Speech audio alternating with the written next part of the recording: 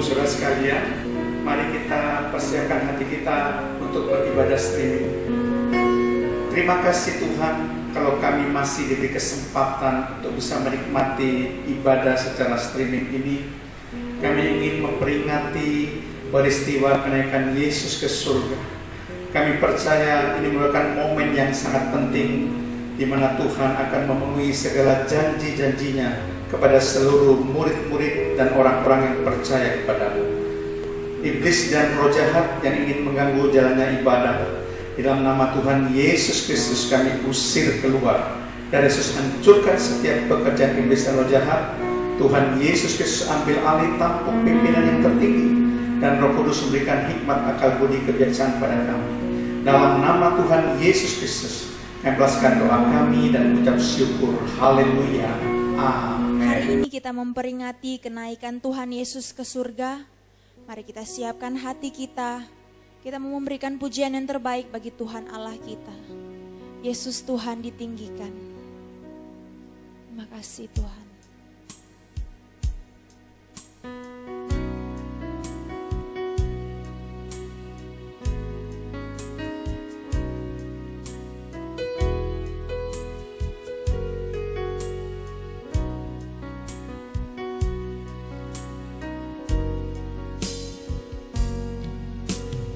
Yesus Tuhan ditinggikan, dimuliakan dan naik ke surga. Dia berikan Roh Kudus-Nya, menguatkan dan menolong selalu. Sungguh ku rindu bersekutu denganmu selamanya. Katakan Yesus Tuhan ditinggikan. Yesus Tuhan ditinggikan, dimuliakan dan naik ke surga. Dia berikan Roh Kudus-Nya, menguatkan dan menolong selalu. Sungguh ku rindu bersekutu denganmu selamanya. Allah Roh Kudus,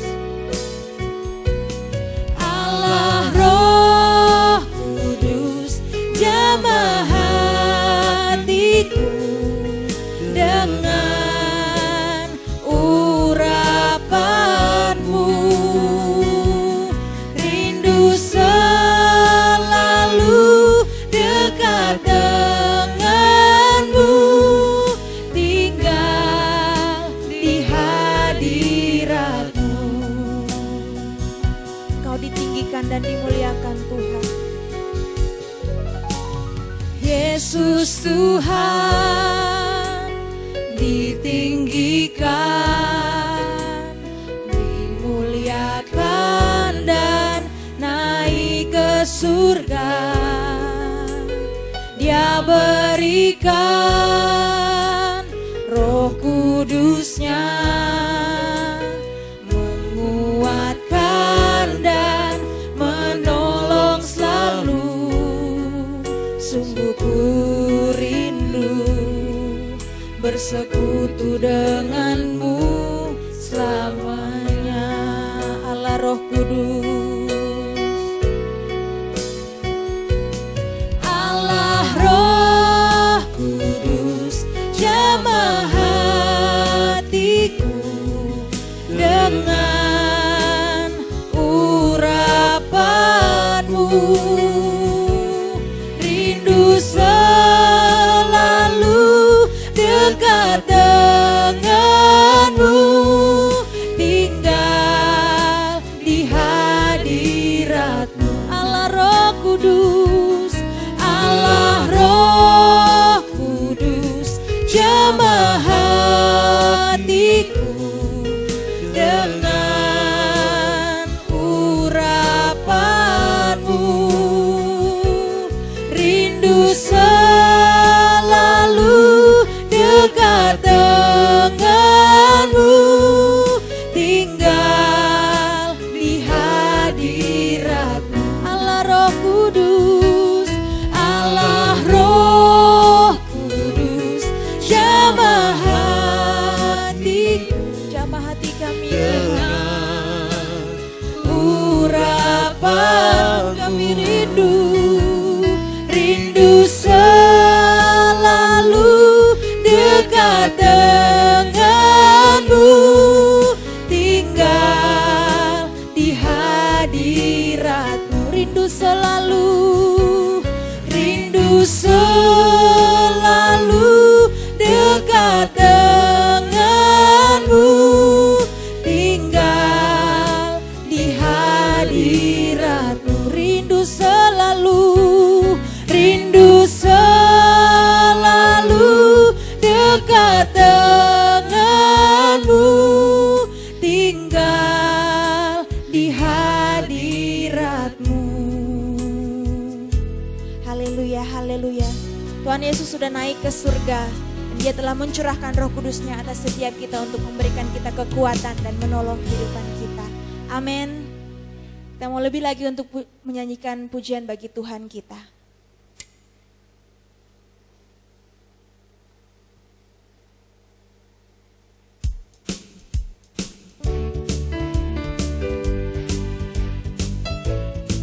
Mari kita sama-sama katakan, satukanlah roh kami ya Tuhan.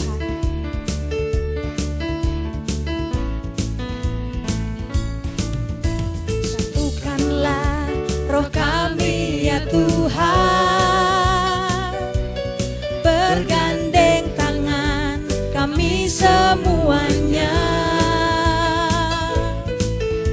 dalam hadirat-Mu kami menyembah-Mu. Curahkanlah roh-Mu atas kami, satukanlah roh kami, satukanlah roh kami ya Tuhan, bergandeng tangan kami semuanya, dalam hadirat-Mu kami menyembah-Mu. Curahkanlah roh-Mu atas kami, roh tercurah, roh tercurah dari surga, bumi bersuka cita. Roh tercurah dari surga, bangsa-bangsa bersorak. Roh tercurah dari surga, gereja Tuhan dibangkitkan. Roh tercurah dari surga, gereja Tuhan dimenangkan. Semua bangsa-bangsa kan mengaku bahwa Yesus Tuhan. Satukanlah roh kami ya Tuhan, satukanlah roh kami ya Tuhan,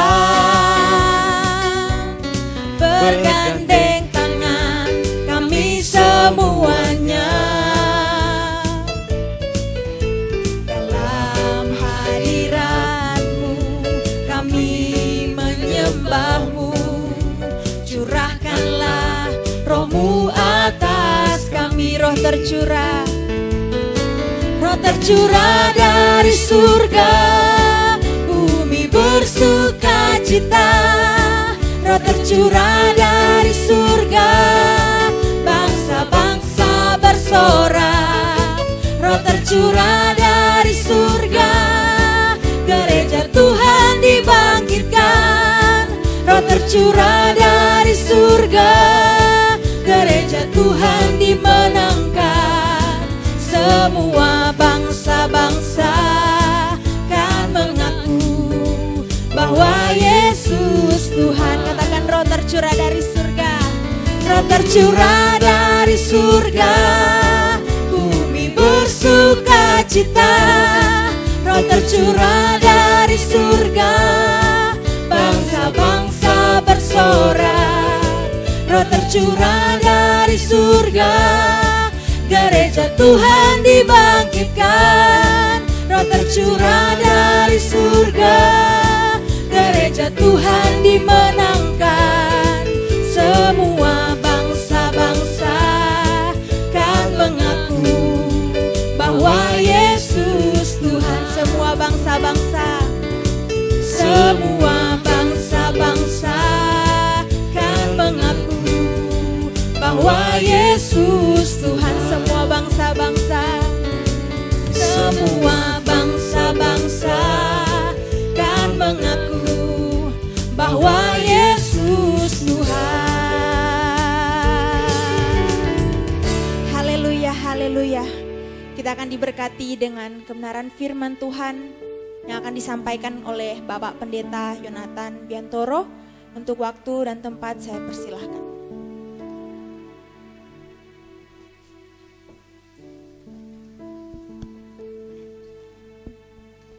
Mari kita berdoa, siapkan hati kita untuk firman Tuhan. Terima kasih Tuhan, kami sudah memuji dan memuliakan nama-Mu. Dan sebentar kami akan mendengarkan kebenaran firman-Mu Tuhan. Roh Kudus tetap akan memimpin kami, memberikan pengertian-pengertian yang baru kepada kami. Sehingga hidup kami boleh berubah Tuhan, menjadi lebih baik. Di dalam nama Tuhan Yesus Kristus, kami pelaskan doa kami dan mengucap syukur. Haleluya. Amin. Shalom Bapak Ibu, saudara sekalian. Pada kesempatan pagi hari ini saya ingin membahas kebenaran firman Tuhan yang saya beri judul berkat dari peristiwa kenaikan Yesus di surga. Saya ulangi, berkat dari peristiwa kenaikan Yesus di surga. Nah Bapak Ibu, supaya kita mengerti dengan jelas mengenai peristiwa kenaikan Yesus di surga, saya akan menjelaskan beberapa hal. Yang pertama adalah ada beberapa istilah yang menggambarkan peristiwa kenaikan Yesus di surga. Istilah yang pertama dapat kita baca dalam Injil Markus pasal 16 ayat yang ke-19, disebutkan di situ, sesudah Tuhan Yesus berbicara demikian kepada mereka, terangkatlah ia ke surga, lalu duduk di sebelah kanan Allah. Jadi kadang peristiwa kenaikan Yesus di surga itu disebutkan terangkat ke surga. Lalu istilah yang kedua adalah duduk di sebelah kanan Allah. Nah, dua peristiwa ini saling berkaitan satu sama lain. Yesus terangkat ke surga, lalu duduk di sebelah kanan Allah. Yesus duduk di sebelah kanan Allah setelah ia terangkat ke surga. Ini diulangi lagi saudara dalam surat 1 Petrus pasal yang ketiga ayat yang ke-22.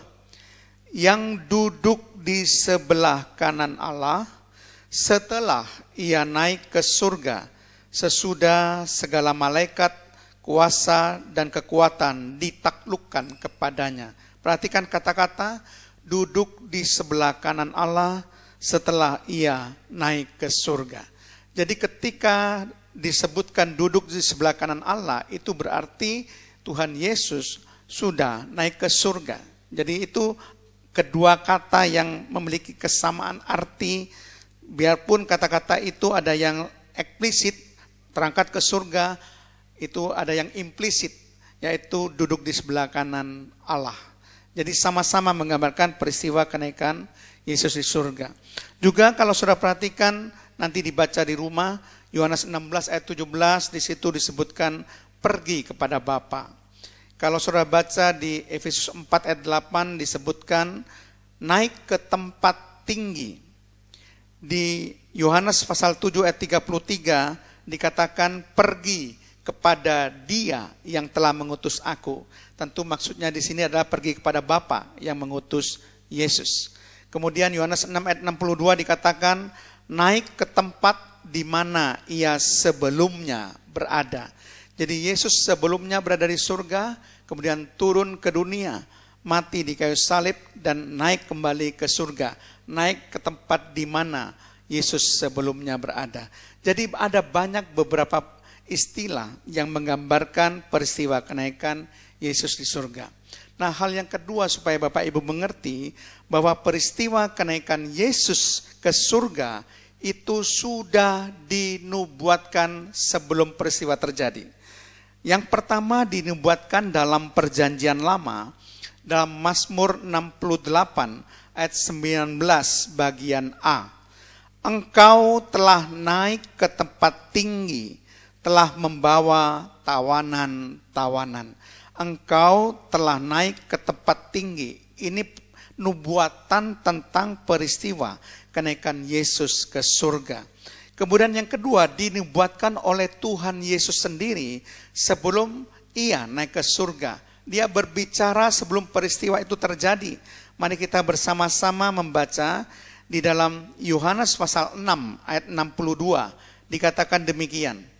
Dan bagaimanakah jikalau kamu melihat anak manusia naik ke tempat di mana ia sebelumnya berada. Nah, di sini Yesus berbicara bahwa Yesus akan naik ke tempat di mana ia sebelumnya berada, yaitu naik ke surga. Ini belum terjadi peristiwa kenaikan Yesus ke surga, belum. Tapi Yesus sudah berbicara lebih dahulu. Demikian juga dalam Yohanes 7 ayat 33 dikatakan, maka kata Yesus, tinggal sedikit waktu saja, aku ada bersama kamu, dan sesudah itu aku akan pergi kepada Dia yang telah mengutus aku. Nah, di sini juga Yesus bernubuat bahwa sedikit waktu saja Dia bersama dengan murid-muridnya, karena Dia akan pergi kepada Dia yang telah mengutus aku, maksudnya adalah Bapa yang telah mengutus Yesus. Dalam Yohanes pasal 16 ayat 16 sampai 17, Yesus juga menubuatkan peristiwa kenaikannya ke surga. Ayat 16 dikatakan, tinggal sesaat saja, dan kamu tidak melihat aku lagi. Dan tinggal sesaat saja pula, dan kamu akan melihat aku. Mendengar itu, beberapa dari muridnya berkata seorang kepada yang lain, apakah artinya ia berkata kepada kita, tinggal sesaat saja, dan kamu tidak melihat aku, dan tinggal sesaat saja pula, dan kamu akan melihat aku, dan aku pergi kepada Bapa. Nah, kata pergi kepada Bapa itu berbicara tentang peristiwa kenaikan Yesus ke surga. Yesus katakan tinggal sesaat saja kamu bersama dengan aku, karena Dia akan pergi kepada Bapa, Dia akan naik ke surga. Jadi saudara, peristiwa kenaikan Yesus ke surga ternyata telah dinubuatkan jauh hari sebelumnya dalam Perjanjian Lama. Dan yang kedua, dinubuatkan oleh Tuhan Yesus sendiri sebelum peristiwa itu terjadi. Nah, hal yang ketiga yang perlu saudara mengerti mengenai peristiwa kenaikan Yesus ke surga. Peristiwa kenaikan Yesus ke surga adalah fakta, bukan dongeng. Mari kita baca bersama-sama di dalam Kisah Para Rasul pasal yang pertama ayat 9 sampai 11. Sesudah ia mengatakan demikian, terangkatlah ia, disaksikan oleh mereka, dan awan menutupnya dari pandangan mereka. Ketika mereka sedang menatap ke langit waktu ia naik itu, tiba-tiba berdirilah dua orang yang berpakaian putih dekat mereka, dan berkata kepada mereka, hai orang-orang Galilea, mengapakah kamu berdiri melihat ke langit? Yesus ini yang terangkat ke surga, meninggalkan kamu, akan datang kembali dengan cara yang sama seperti kamu melihat Dia naik ke surga. Nah, saudara perhatikan baik-baik. Kenapa saya katakan peristiwa kenaikan ke surga adalah fakta bukan dongeng? Alasan pertama karena peristiwa kenaikan Yesus ke surga sudah tertulis dalam Alkitab. Dan kita tahu bahwa Alkitab adalah sumber kebenaran mutlak. Alkitab adalah firman Allah yang tidak mungkin berdusta. Kalau Alkitab menuliskan bahwa Tuhan Yesus terangkat ke surga, itu pasti betul-betul terjadi. Itu bukan dongeng. Karena dikatakan dengan jelas bahwa Yesus terangkat ke surga. Kalau saudara baca dalam Kisah Rasul pasal pertama, ayat pertama sampai kedua, itu sebelumnya sudah disinggung bahwa Yesus akan naik ke surga. Coba kita baca. Hai Theophilus, dalam bukuku yang pertama, maksudnya dalam Injil Lukas, aku menulis tentang segala sesuatu yang dikerjakan dan diajarkan Yesus sampai pada hari ia terangkat. Perhatikan kata-kata sampai pada hari ia terangkat. Ini adalah peristiwa kenaikan Yesus ke surga. Sebelum itu ia telah memberi perintahnya oleh Roh Kudus kepada rasul-rasul yang dipilihnya. Nah, Lukas menulis 2 kitab. Yang pertama Injil Lukas, yang kedua Kisah para Rasul, ya. Dan di sini dengan jelas dikatakan sampai pada hari ia terangkat. Jadi Alkitab begitu jelas menuliskan tentang peristiwa kenaikan Yesus ke surga. Nah, alasan kedua kenapa peristiwa kenaikan Yesus ke surga adalah fakta bukan dongeng, karena di sini dikatakan ada saksi yang menyaksikan ketika Yesus terangkat ke surga. Di dalam Kisah Rasul 1 ayat 9 dikatakan terangkatlah ia disaksikan oleh mereka. Jadi ada banyak orang yang menyaksikan peristiwa kenaikan Yesus di surga. Dan alasan ketiga, ada peneguhan dari 2 orang malaikat. Peneguhan dari 2 orang malaikat bahwa Yesus itu naik ke surga. Bahkan kalau kita mau merenungkan, bahkan caranya dia naik ke surga disebutkan, yaitu dia naik ke awan-awan, di mana awan menutupnya. Bahkan tempatnya itu sangat jelas sekali disebutkan, yaitu di Bukit Zaitun. Di dalam Kisah Rasul 1 ayat 12, kalau Bapak Ibu baca, yaitu peristiwa kenaikan Yesus ke surga terjadi di Bukit Zaitun. Di sini dikatakan hanya seperjalanan sabat jauhnya dari Yerusalem. Jadi di dekat kota Yerusalem. Bahkan Bukit Zaitun itu terletak juga di dekat Betania. Ya, di Lukas 24 ayat 50 di dekat Betania. Bukit Zaitun terletak juga di daerah Galilea, Matius 28 ayat yang ke-16. Jadi dengan sangat jelas bahkan tempatnya juga disebutkan. Jadi kita harus mengerti bahwa peristiwa kenaikan Yesus ke surga bukan dongeng, tapi fakta. Nah, kita akan membahas hal yang keempat, yaitu berkat dari peristiwa kenaikan Yesus ke surga. Mari kita baca Lukas 24 ayat 51 sampai 53. Dan ketika ia sedang memberkati mereka, ia berpisah dari mereka dan terangkat ke surga. Mereka sujud menyembah kepadanya. Lalu mereka pulang ke Yerusalem dengan sangat bersukacita. Mereka senantiasa berada di dalam bait Allah dan memuliakan Allah. Nah, Bapak Ibu Saudara sekalian, ternyata berkat dari peristiwa kenaikan Yesus ke surga yang pertama, peristiwa kenaikan Yesus ke surga memberikan dampak kerohanian yang baik bagi murid-muridnya.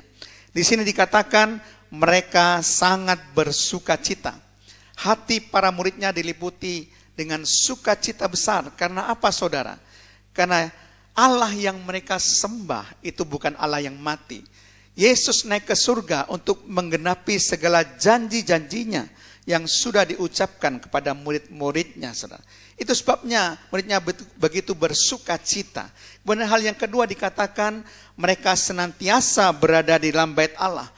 Jadi mereka memelihara hubungan yang intim dengan Allah.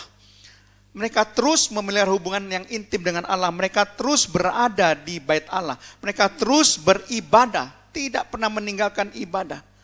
Mereka terus membangun hubungan yang intim dengan Allah. Bagaimana dengan saudara? Apakah saudara dipenuhi dengan sukacita karena Allah yang saudara sembah adalah Allah yang hidup? Apakah saudara tetap memelihara hubungan yang intim dengan Allah? Tetap beribadah kepada Allah meskipun pada saat ini karena situasi kondisi kita beribadah secara streaming, tapi tetap kita beribadah kepada Allah. Dan disebutkan juga bahwa mereka memuliakan Allah. Nah saudara sekalian, kalau kita melihat bahwa kita ini sebetulnya diciptakan dengan suatu tujuan untuk kemuliaan Tuhan, bukan kemuliaan diri kita sendiri. Kita diciptakan untuk memuliakan Tuhan. Mari kita baca di dalam Yesaya 43 yang ke-7. Semua orang yang disebutkan dengan namaku, yang kuciptakan untuk kemuliaanku, yang kubentuk dan yang juga kujadikan. Yang kuciptakan untuk kemuliaanku. Jadi saudara dan saya diciptakan untuk kemuliaan Tuhan. Jadi ingat saudara, bukan untuk kemuliaan diri saudara sendiri. Kita diciptakan, dibentuk, dijadikan untuk kemuliaan Tuhan. Coba kita baca dalam 1 Korintus 6 ayat yang ke-20. 1 Korintus 6 ayat yang ke-20. Di situ dikatakan dengan jelas, sebab kamu telah dibeli dan harganya telah lunas dibayar, karena itu muliakanlah Allah dengan tubuhmu. Kita ini bukan milik kita sendiri. Kita ini sudah dibeli dan harganya sudah lunas dibayar, bukan dengan emas dan perak, kata 1 Petrus 1 ayat 18 sampai 19. Bukan dengan barang yang fana, tetapi dengan darah yang mahal, yaitu darah Kristus. Nah saudara sekalian, bahwa kita ini sudah dibeli. Dan akibatnya, kalau kita tahu bahwa kita adalah milik Kristus, bukan milik kita, maka dalam 1 Korintus 6 ayat 20 dikatakan, muliakanlah Allah dengan tubuhmu. Jadi saudara hidup adalah untuk memuliakan Allah. Saudara hidup adalah untuk kemuliaan Allah. Itu kerohanian yang baik yang dilakukan oleh murid-murid Yesus setelah Yesus naik ke surga. Nah, berkat dari peristiwa kenaikan Yesus ke surga yang kedua, mari kita baca Roma 8 ayat yang ke-34. Kristus Yesus yang telah mati, bahkan lebih lagi yang telah bangkit, yang juga duduk di sebelah kanan Allah. Ini melambangkan peristiwa kenaikan Yesus ke surga tadi, yang malah menjadi pembela bagi kita. Nah, dalam terjemahan bahasa Indonesia ini disebutkan pembela bagi kita. Tapi dalam bahasa Inggris King James Version dikatakan who also make intercession for us. Jadi yang juga berdoa syafaat untuk kita. Jadi saudara sekalian, peristiwa kenaikan Yesus ke surga menegaskan bahwa Yesus selalu berdoa syafaat untuk kita. Yesus selalu mendoakan kita setiap saat saudara, supaya kita tidak jatuh dalam dosa. Karena iblis mendakwa orang-orang percaya siang dan malam supaya orang percaya jatuh. Itu sebabnya Yesus selalu berdoa syafaat untuk kita. Puji nama Tuhan, kalau Yesus selalu mendoakan kita. Ia duduk di sebelah kanan Allah dan mendoakan kita, berdoa syafaat untuk kita. Itu berkat peristiwa kenaikan Yesus ke surga yang kedua. Mari kita akan melihat peristiwa kenaikan Yesus ke surga yang ketiga. Peristiwa kenaikan Yesus ke surga memberi kepastian tentang surga sebagai tempat tinggal kita. Mari kita akan melihat Injil Yohanes pasal 14 ayat 1 sampai 3. Janganlah gelisah hatimu, percayalah kepada Allah, percayalah juga kepadaku. Di rumah Bapa-Ku banyak tempat tinggal. Jika tidak demikian, tentu aku mengatakannya kepadamu. Sebab aku pergi ke situ untuk menyediakan tempat bagimu. Dan apabila aku telah pergi ke situ dan telah menyediakan tempat bagimu, aku akan datang kembali dan membawa kamu ke tempatku, supaya di tempat di mana aku berada, kamu pun berada. Perhatikan, Tuhan Yesus naik ke surga, pergi ke surga untuk menyediakan tempat bagi kita. Jadi surga sebagai tempat tinggal orang percaya itu sudah dipersiapkan oleh Yesus bagi kita. Jadi saudara, kita sungguh menjadi orang yang paling berbahagia. Karena tempat kita nanti kita sudah tahu dengan betul adalah surga yang mulia. Di mana dikatakan surga itu dibuat oleh tangan Allah sendiri, bukan oleh tangan manusia.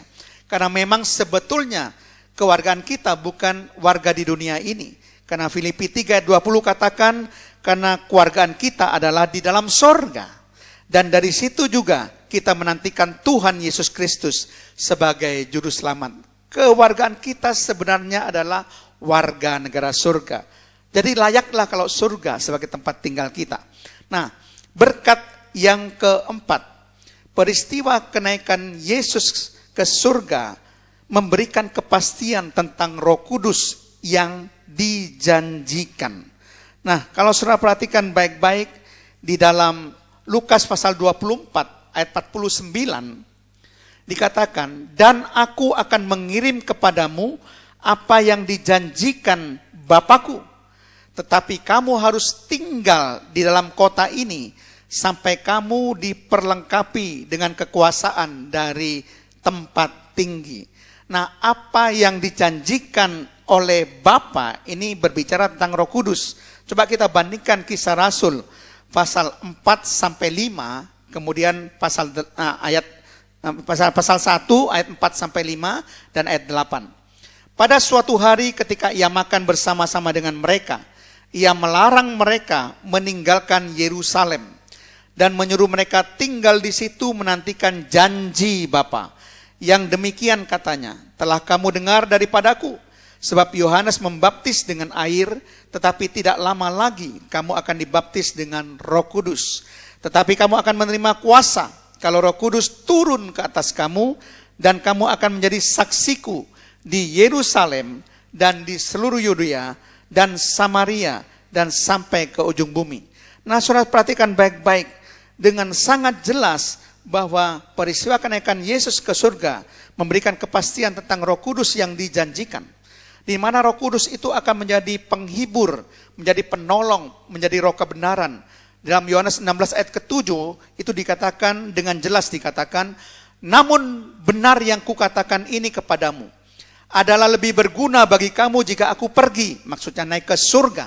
Sebab jikalau aku tidak pergi, penghibur atau Roh Kudus itu tidak akan datang kepadamu.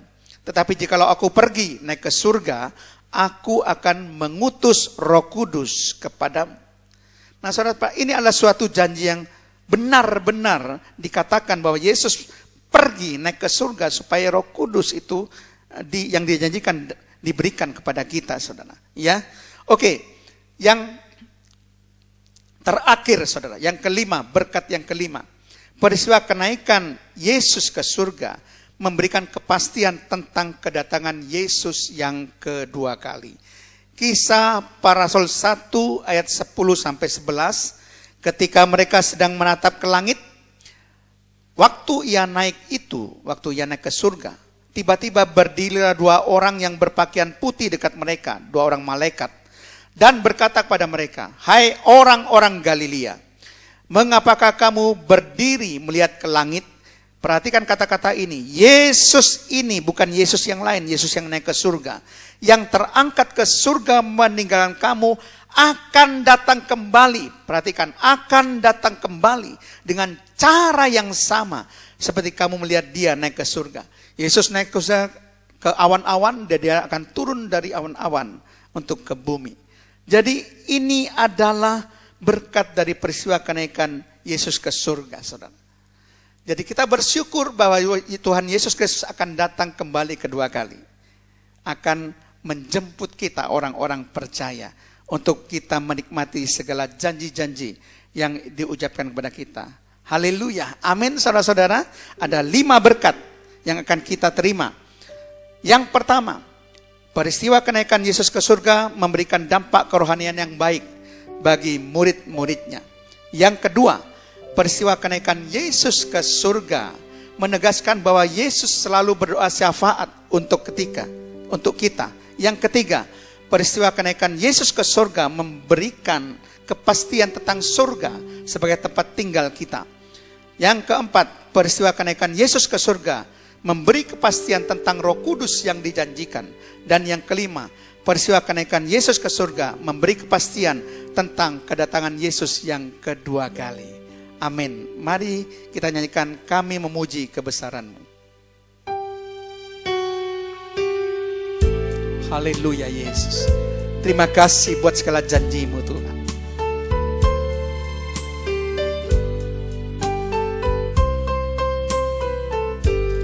Kami memuji kebesaran-Mu,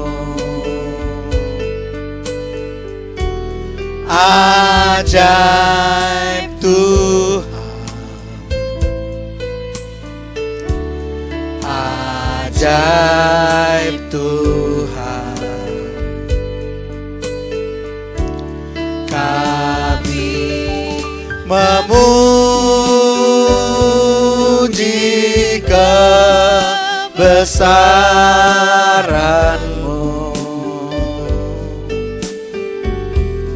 ajaib Tuhan, ajaib Tuhan, ajaib Tuhan, ajaib Tuhan, ajaib Tuhan.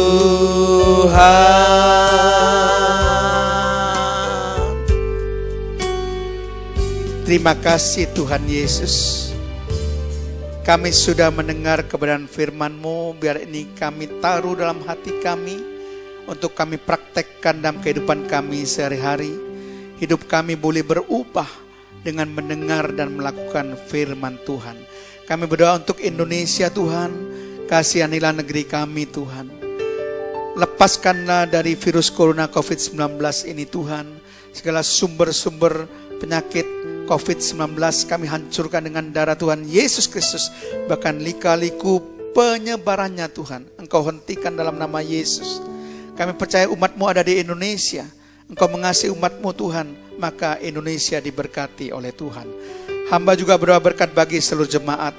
Di dalam nama Tuhan Yesus Kristus, Tuhan memberkati pekerjaan saudara, Tuhan memberkati pelayanan saudara, Tuhan memberkati dengan umur yang panjang, Tuhan memberkati dengan kesehatan ilahi, Tuhan memberkati dengan pemeliharaan Allah yang sempurna, Tuhan memberkati dengan perlindungan dan penyertaan-Nya sampai selama-lamanya.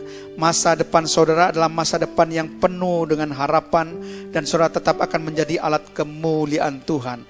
Kasih karunia daripada Allah Bapa, cinta kasih Allah Putra, serta persekutuan Allah Roh Kudus memberkati dan menyertai kita semua mulai sekarang dan sampai selama-lamanya. Dalam nama Tuhan Yesus Kristus. Haleluya. Amin.